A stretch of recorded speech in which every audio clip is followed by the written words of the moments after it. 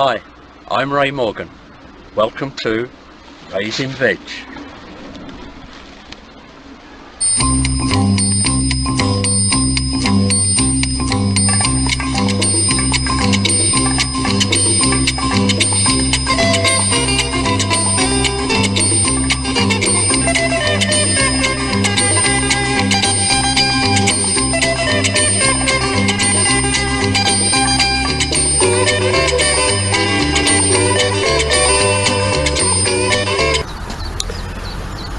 Hi, welcome back to the allotment.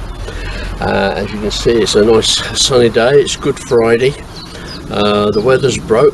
It's a beautiful warm day today, and the forecast is that the whole Easter weekend is looking good. So it gives you a chance to catch up with a few things that have been dragging a little while. So the two jobs we've got to do today, one is to put up the 2 rows of netting for the peas and the shallots, which I should have put in a couple of weeks or so ago, but no worries, they'll come on, and hopefully over the weekend we can catch up on 1 or 2 other jobs that should have been done a few weeks ago, as I say. But the weather has held us back. But as everyone inside the allotment always knows, that things do catch up later on, so it's never a big worry. Hopefully the weather's going to stay good now, and all the jobs can get done. Okay, first thing to do is we're going to put the shallots in. Now, when I grow onions and shallots from sets, I always like to put them into trays and get them going that way before actually putting them in their final location. These have come on much quicker than I expected, as you can see, but due to the weather I've had to hang on to them. But again, it's not a problem. Believe it or not, these are only 2 weeks old, and as you can see, if I put them in now, I don't have any problems with birds picking them up, digging them up, which is one of the reasons why I start them off in trays. So let's get them in. Okay, the ground's been lightly raked over and weeds dug out. So now we're going to make a start. I've got this, I call it a dibber. It was just an old piece of wood I had knocking around the shed. It is 9 inches long, which is just about the right distance I like. So we need room between the onions and the shallots so I can get in and do the weeding. So if we're going to take there and there, this will be setting the first one. So it literally is, as you can see, the root system. Let's just take that out, which I always have in the bottom of my. We've got a lovely root system there. So it's just come out as a plug. So all we need to do is literally stick it in there. Job done. And I'll give it a good watering once we've done them all. So when we go again, through there to there.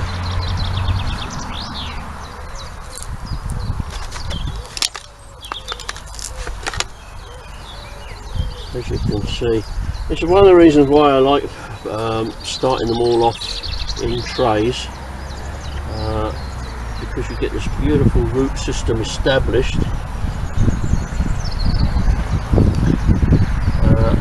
We're ready to go.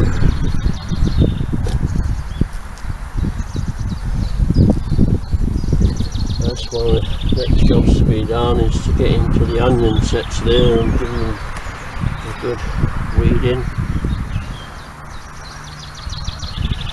Yeah. Okay.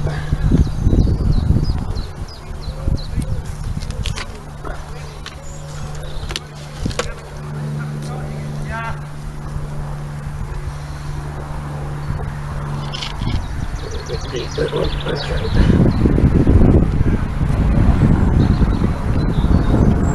Now you want, with shallots, obviously what's going to happen is that all these little green shoots here, hopefully at the end of them, will produce a small onion. So you need space between them to allow, they should come to about that size, hopefully. So you need the space between them so you can still take out the weeds and let them develop. Okay, I'll show it when it's finished. So there they are, all nicely honey. I'm just going to give them a watering in. I don't know if I mentioned it earlier, but these are golden gourmet shallots. I find them extremely good for cooking and also for pickled onions. So if you pick them small enough, they make good pickling onions.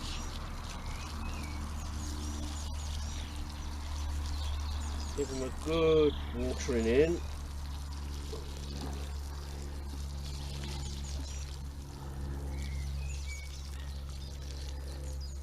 And what we'll do is we'll see how they progress.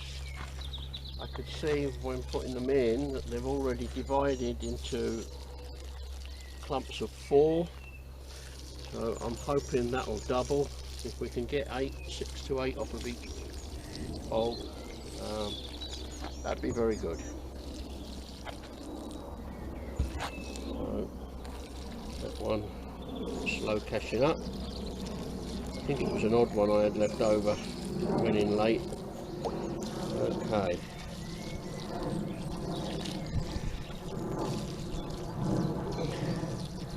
That's it.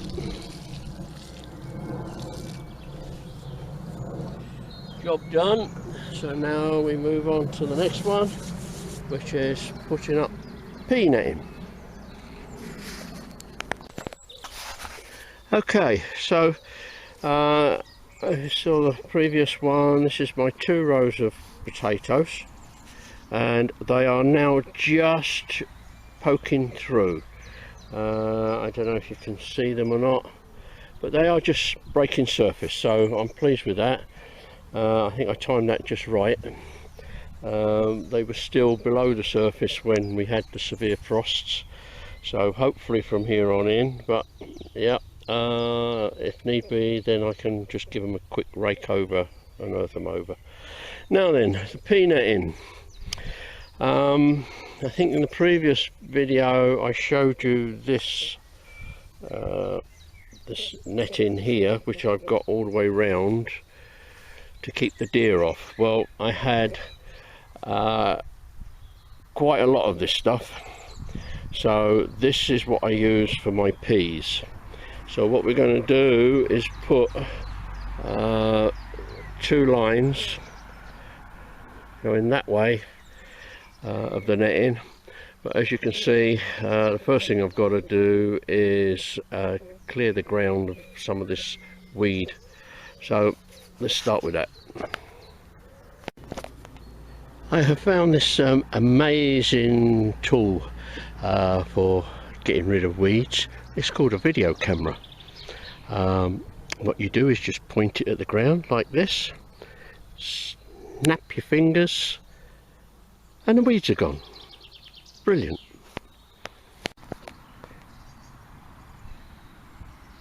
So there it is. I've weeded the part that I need to for the moment. So now I want to put 2 lines in. I'm going to take, I don't know if you can see the black pole there, that's the edge of where the potatoes come. So I want to come in about another foot or so to the right of there, and that'll be my first line, and then I will put 18 2-foot before I put the second line in. So I'll mark it up and we'll take it from there. Okay, there's the 2 string lines.